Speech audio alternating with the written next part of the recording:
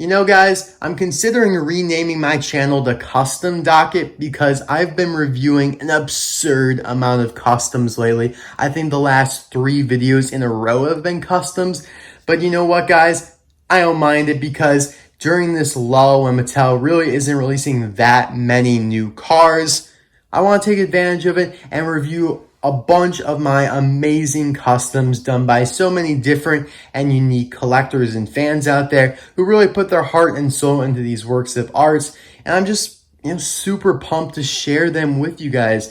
They deserve to be shared with the world, and I really hope you guys are enjoying these reviews lately. But yeah, today I'll be sharing with you guys and reviewing one of my all-time favorite customs in my collection and one of my all-time favorite cars, period, in my collection, being Race Damaged Doc Hudson, aka the Fabulous Hudson Hornet.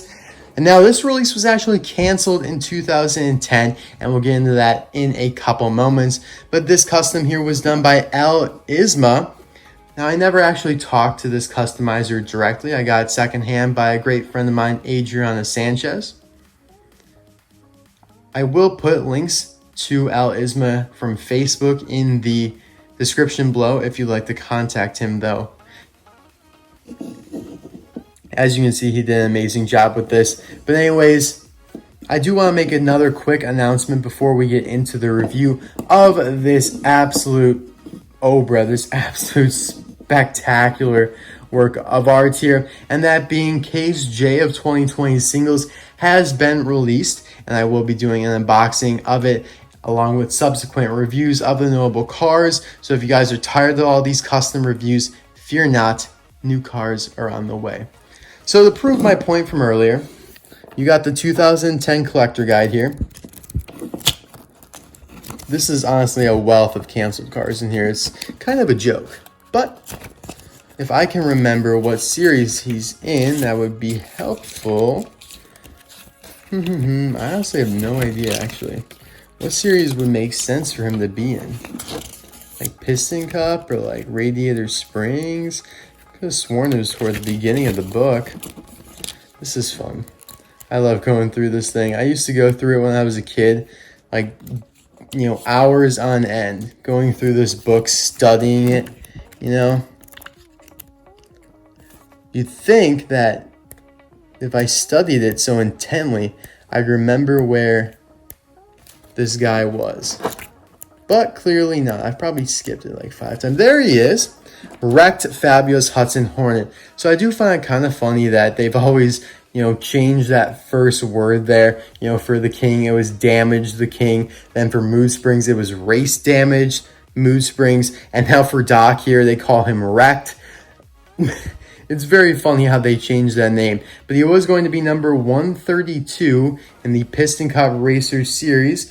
He'd likely be lenticular, and he was going to be a chase.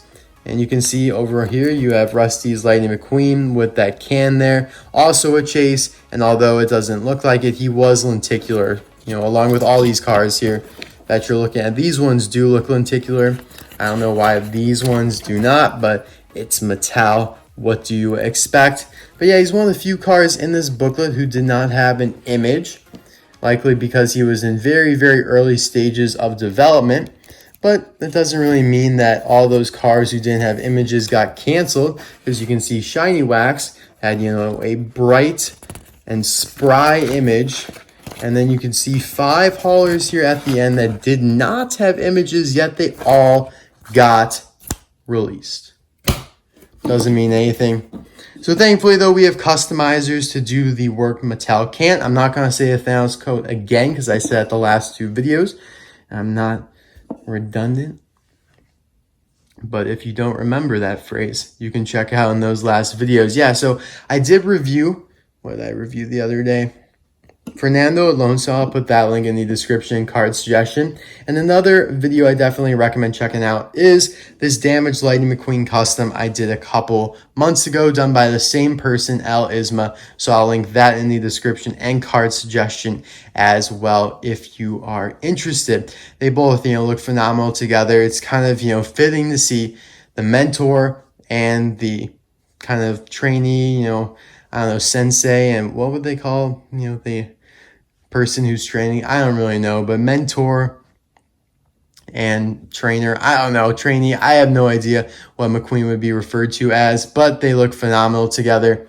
And it's kind of sad, and this is probably why both of these cars will never get released, just because of the fact that they are two of the most prominent characters in the Cars franchise, and it's not the best to see them beat up like this. It's not a good look, especially for kids, just not a great image in their head to keep. Like, oh, I want to buy a toy of my favorite character all beat up, in his lowest moment.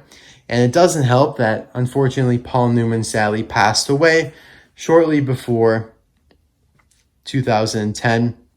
But people argue that, he passed away and they then planned the release and then it got canceled. Personally, though, I think his passing had a huge deal on why that release got canceled, and also for why we have not seen many damaged cars since then. Of course, we had damaged Rod Torque Redline, and we've had some other, quote unquote violent releases, but all in all, Mattel tries to limit those nowadays. That's why I don't think we'll ever see a damaged McQueen or even a damaged Doc Hudson here. But anyways, getting into the actual review, we're going to pull up a Hudson Hornet here, so you can see side by side what the customizer did to make him look so accurate to the movie, which actually, there's a nice little picture from the movie. Of course, both, the newspaper from Cars 1, and then you have the actual film clip from Cars 3 that McQueen watched. Super accurate to the movie. I mean, I cannot nitpick this at all. There's nothing wrong with this custom whatsoever. So anyways, you obviously have the expression there where he's, barely conscious. He's just trying to stay awake after that major hit. His grill's all messed up. Instead of being perfect chrome, it's really dirty, and it looks like some oil spillage came out of the hood possibly as well. It just looks so realistic. It's amazing. You got one headlight over there that's busted. This one's damaged. Of course, the hood popped up a little bit here, and you have kind of like sand markings and just overall damage there all around. He did crash at Fireball Beach, so it makes sense for there to be kind of a tan tint to some of the damage here, likely being sand. But yeah, I mean, just imagine what you'd have to do to make this custom, like saw through there, saw through there, saw through there, pop it up, and then do the same thing back here. Put a dent in the roof there, which is accurate. Of course, you remove the tires and then glued them in so they were tilted outwards, of course, to make it look realistic to the movie. And he also detailed the base very nicely, which just looks amazing. You can see he went from perfect chrome to all tarnished and just dirty, which honestly, it probably looks more like this even when, before he crashed than this. I mean, just imagine he's driving around in dirt and all that, and it upsplashes onto the base here. But yeah, Mattel just went with the classic chrome base, one of the few cars with a chrome base. So you can see how the decal for Fabulous Hudson Hornet, got scraped off for the most part there.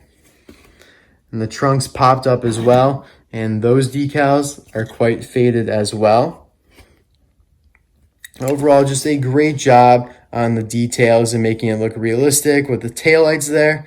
Just didn't miss a beat at anything. The chrome bumper there in the back. Just soak it in, guys. Soak it in.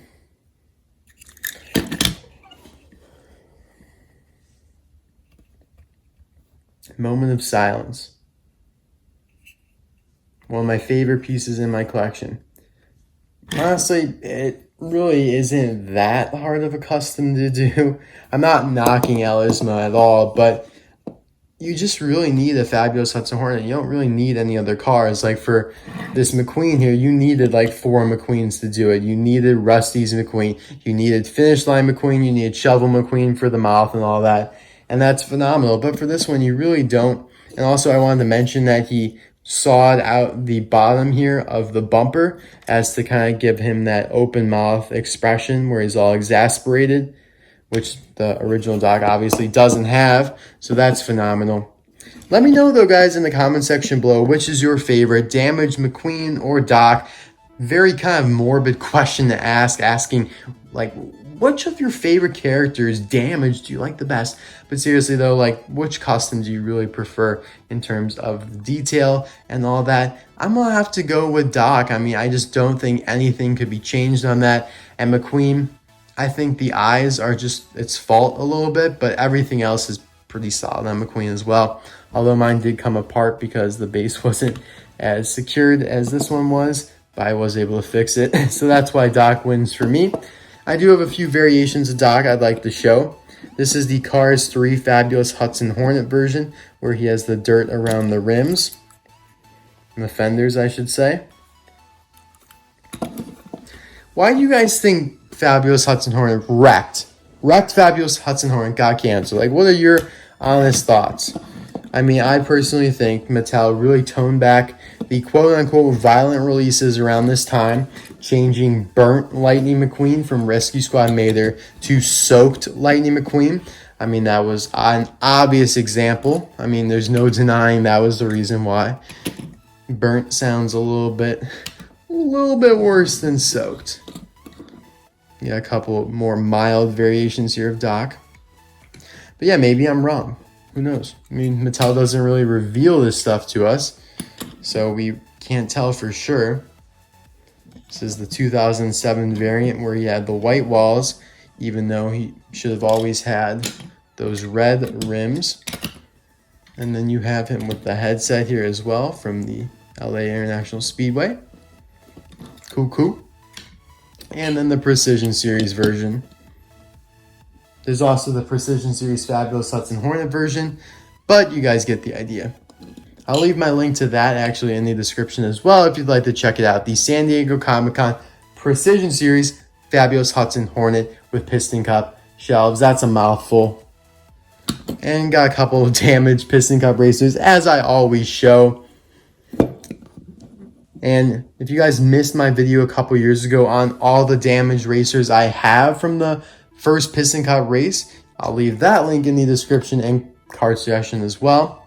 A lot of people always say, like, Disney Docket, you forgot. And then they just list all these racers. And it's like, I didn't forget. I just didn't pay to have them made. Customs take time and money. And I just can't snap my fingers and have one appear. Sadly not. But if I could, I would have all the customs in the world that I possibly would want. And then you have, of course, No Stall and Leakless here. Yeah, people are like, make this custom. I'm like, bro, I totally would. And maybe I will. I'm trying a lot of customs. I have a lot of customs in the work right now. So you'll see those on the channel soon, as I announced in my live stream recently. So anyways, guys, thank you so much for watching. We're going to pull up the legends here. I really found it touching that they all kind of rushed to Doc when he crashed in the film. I thought that was a pretty cool scene. One of the redeeming moments from Cars 3. All the Doc Hudson moments in Cars 3 were actually really, really good. So yeah, guys, thank you so much for watching this video. I really hope you enjoyed it, and I'll see you on Saturday for another video. Again, just to reiterate, Case J coming soon. I'll likely only be reviewing Union Jack Ramone and Dirksen D'Agostino, because those are pretty much the only notable ones in the case. And maybe Silver Jeff Corvette down the road if I can get my hands on another one. But it's still a really phenomenal case. And then Case K will not be too far behind either. So the month of June should be packed with new reviews, whereas May was a little short. But anyways, guys, take care. Bye now.